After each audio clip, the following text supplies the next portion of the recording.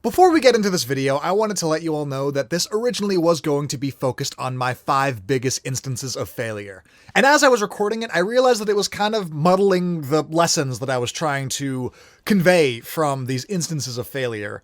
So I redid it, re-recorded it, but I still used the word failure for some reason, even though what I really meant was misunderstanding. So rather than going back and re-recording everything, which would take up a lot more time of my life, I just figured I'd let you know that every time I say the word failure, what I really mean is misunderstanding. And now that that's out of the way, enjoy.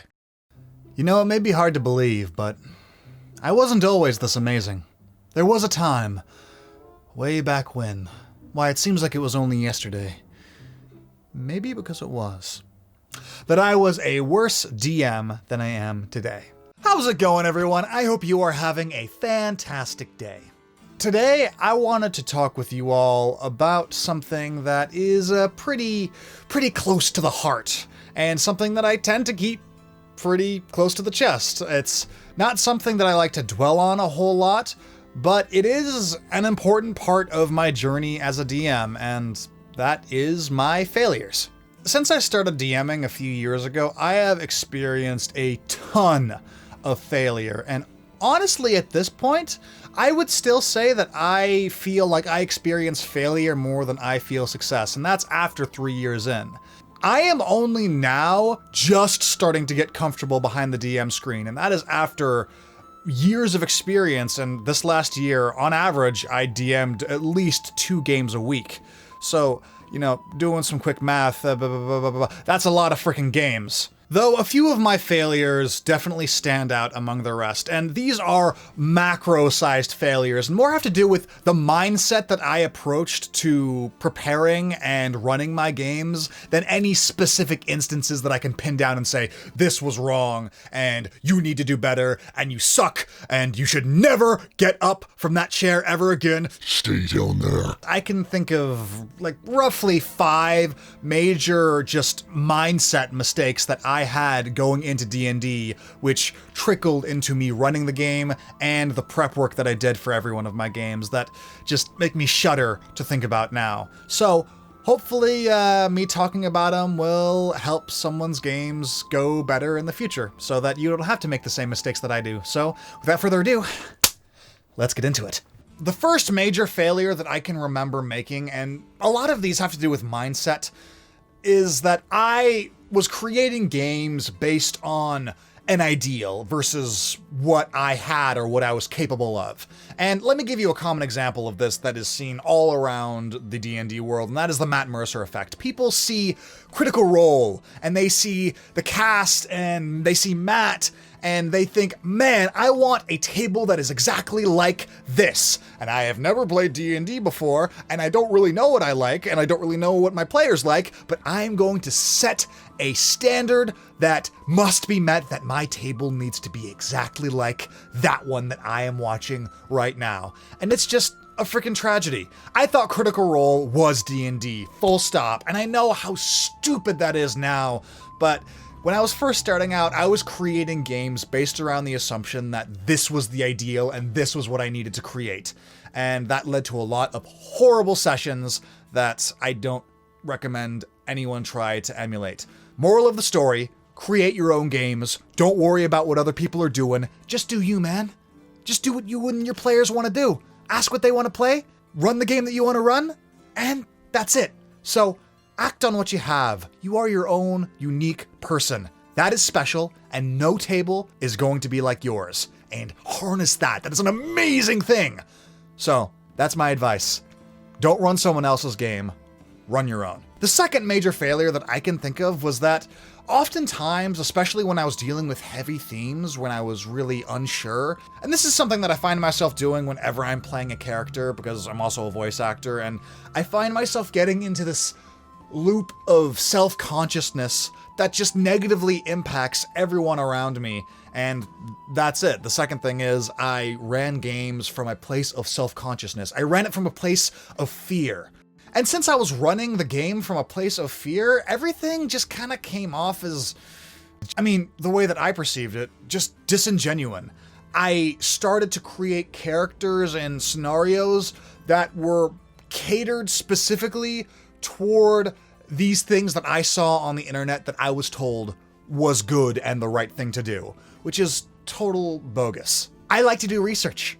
I do. I like to go in with a plan and information and execute based on that plan. That's just me as a person. So when I watched all of these shows and DM tips, much like the one you're watching right now, I took everything that they said and I tried to implement it all at once. Rather than take the parts that were useful to me and the table that I was trying to run and implement just those, I just tried to take everything and incorporate it into my game. Alignment is stupid, but it's also very important. Railroading is bad, but you also want to make sure that the objective is clear. All of these things, which are true in their own manner, but also aren't true depending on certain situations. I just didn't know how to internalize all of this information, so I was just scared. Acting out of this fear that I was screwing up all the time led me to inaction, and it led to some very boring sessions, which, you know, that is the second worst thing you can do as a DM, is waste people's time. The first thing is, of course, harm people with the time that they have given you in the form of just running a shitty game. No D&D is better than bad D&D, just a philosophy that I heavily believe in. And wasting people's time is right underneath that. You want to make sure that if someone has put time out of their busy lives to come and sit down and play a game with you, that you have put in the time to prep and make something that is actually enjoyable for them. Really, the only thing good that came out of these early sessions was that I became a better DM because I realized how much having a wishy-washy DM just sucks. So I learned from that, and that's really the only good thing to come out of that, is to know how much it sucks and to never do it again. So yeah, that's the second thing. The third major failure that still haunts me to this day, and I am slowly but surely correcting this mistakes, is that I made my worlds too open. I created all of these organizations and systems and NPCs just thinking that the players were going to want to make the adventure themselves. They were going to hook onto something and just chase after this thing. An example of what I was expecting would be the players arrive in this bustling city that I have created, and they decide, hey, let's go to a tavern and do a performing arts act. And they juggle fire and tell jokes, and that's great. And then I make an entire campaign around that, which I began to realize very quickly is not a good way to go about things. Sure, you can create plot hooks based around players' backstories and something that happens in session, but for the most part, players want a central conflict to gravitate to. And their backstory, taking a back seat to that, is actually preferable than focus in on everyone's family issues or their guild that they came from or their tragic backstory revolving the nomads that kidnapped their little brother when they were a kid. And this idea of their own personal conflicts taking a back seat to a central conflict is something that took me a while to learn. In the beginning, I wanted to focus almost exclusively on the backstories that my players gave me. I wanted to give them a chance to interact with these things. A good analogy would be if the central conflict of D&D is this big juicy steak, and the player backstory is the sauce that kind of adds that extra spice to that steak. I threw away the steak and gave them a big bowl of sauce and said, here you go, drink up. I hope you enjoy it. My advice with this one is don't worry about what the characters that your players have made want. Focus on what the players at your table want and create a game based around that. The characters that the players make, they're just vessels for this game that you're all trying to play together. And this world that you're creating needs to be a way for everyone to play together, and not exclusively a way to explore these characters that the players have made. And the fourth one, and this is something that I still need to deal with and that I need to check myself with constantly, and that is my preference toward moral ambiguity. In D&D, there is alignment, and alignment is there for a reason, and I know that a lot of people don't like it, a lot of people think it's arbitrary, because honestly it is, but it does serve a functional purpose, and it does draw a certain amount of attention to it that I think I just straight up ignored because I thought it was arbitrary. And the thing to take from the moral chart, like the lawful evil, chaotic evil, blah blah blah, table in 5e, is that generally speaking, and I know that there are exceptions to this, but players want to feel like they are heroes. And with that comes a whole bunch of things that you need to keep in mind. And the one that was hard for me to learn is that players don't really like feeling like murderers. This is something that I still do because I take death so seriously and I try to dissuade murder hobos as much as possible. But I did it to such an extreme that almost all of my players began to fear combat with, I'll say, intelligent humanoids, and I mean like orcs and humans and elves and dwarves, like basically things that weren't clearly evil.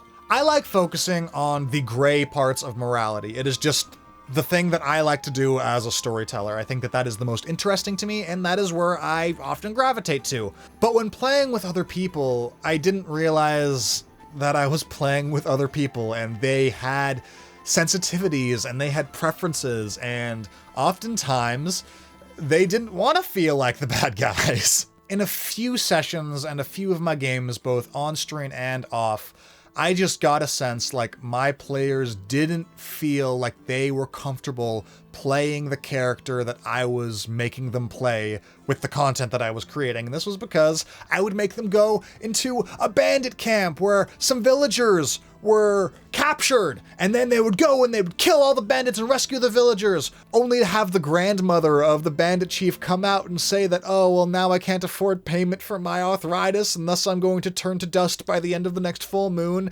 and I was working on a cure for cancer, but I guess that's never going to happen because I'm going to die. Sucks, don't it? I have always wanted bloodshed and violence to be seen in a negative light, which in D&D, a game that is focused on bloodshed and violence in terms of combat, is really hard to do without making the players feel like jerks. And my solution was let them feel like jerks. I don't mind it, so therefore they must not mind it. And that is so stupid. It is this mistake that has led to probably my worst D&D sessions ever. And admittedly, like, the examples that come to mind, there were other things at play, but this generally is always the straw that breaks the camel's back. So my recommendation, talk to your players. See how they're feeling, and if they look like they are just exhausted or emotionally deflated at the end of each of your sessions, probably take your foot off the gas a little bit. Give them the evil necromancer that wants to raise the dead and take over the country because they are evil. Because slaying that dude, that's gonna feel good, and they won't need to worry about any repercussions at all. Unless that necromancer was trying to bring back the bandit captain's grandmother that you killed earlier. But I digress. The fifth and arbitrarily final mistake that I had made going into D&D, and this is something that I only just recently ratified. DMs like to joke about it all the time, but it actually starts to have like a serious negative effect if it isn't addressed, and that is that I did not insist that I get a chance to play. It took me 3 years to get a chance to really play in an ongoing campaign. I was originally a player on this stream, but then after I lost that, I just kind of went down the rabbit hole of running a game, and I barely ever got a chance to play, which I didn't think was too much of an issue until I began to realize that I didn't know what my players wanted because I didn't know what I wanted. And that's the thing. If you're making a game, you were trying to make a game that you would be excited to play in. And I really had no idea because I never got a chance to play. And my preferences are always changing and evolving based on my experiences with this game. And not getting a chance to play just sent out a ripple effect on all of my games that heavily contributed to a lot of the negative experiences that I have had in the game. So now, after a few years of experience under my belt, I now say that it is a necessity. And yes, players, talking to you, it is a necessity to let your DM play every once in a while. And this point bears repeating. If you are a player that has a DM that has never gotten a chance to play over the past year that you've been playing a campaign with them, let them play. DM a game for them, even if it's only a 2-shot or a 3-shot or even a 1-shot is better than nothing.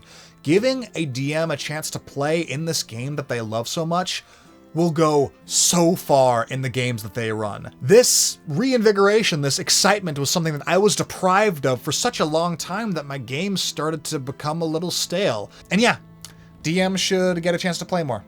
Controversial opinion, I know. So GMs of all shapes and sizes, if you run more than you play, which I assume is most of you, insist that one player at your table runs a game for you every once in a while. And it doesn't need to be the same one. Just every once in a while, give yourself the opportunity to play, because it will make your game so much better if you get a chance to see what it's like on the other side of the screen every once in a while. All right, and there you have it, the 5 biggest mistakes that I made as a DM up until this point. And I know that I am still so freaking inexperienced when in comparison to a lot of the other DMs that I've seen, or hell, even some of the players that I run for.